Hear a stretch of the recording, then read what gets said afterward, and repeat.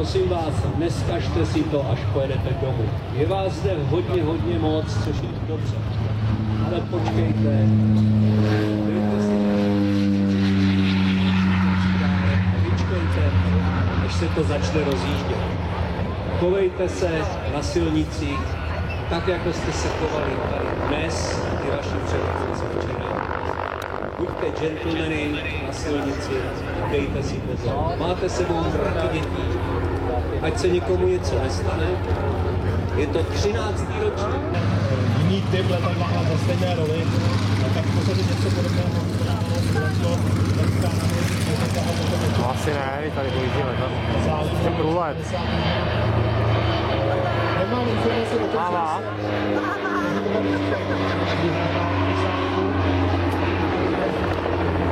Ale Američané ho stále ještě používají, my ho máme tady v matrikulaci, ne, máme ho v matrikulaci německého letectva.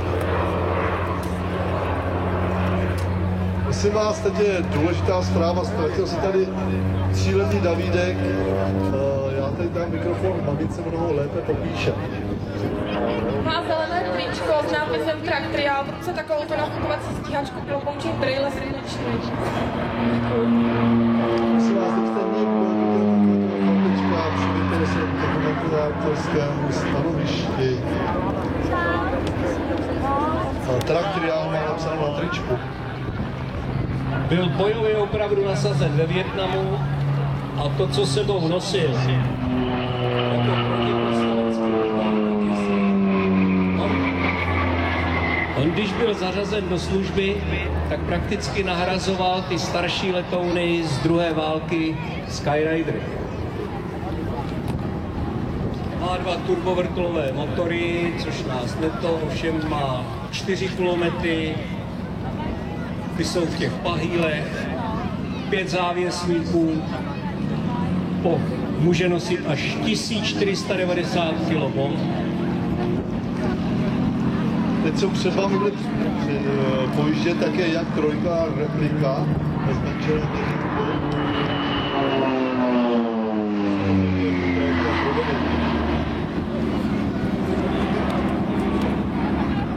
Zamávání křídly od Bronka.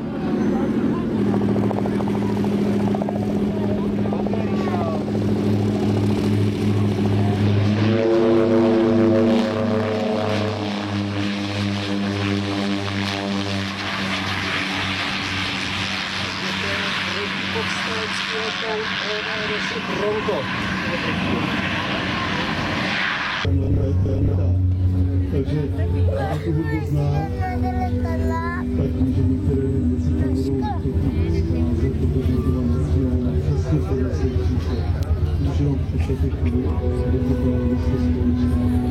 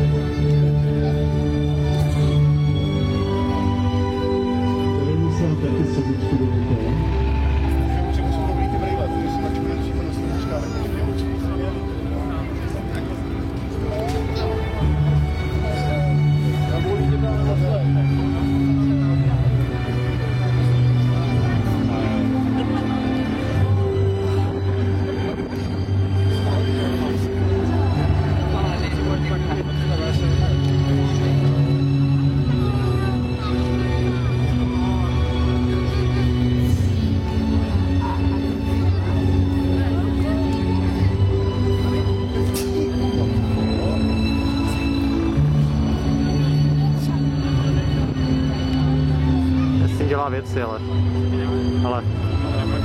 Mně se zdá, že Morricone je Milošův kamarád, že tu hudbu složil jenom pro něj.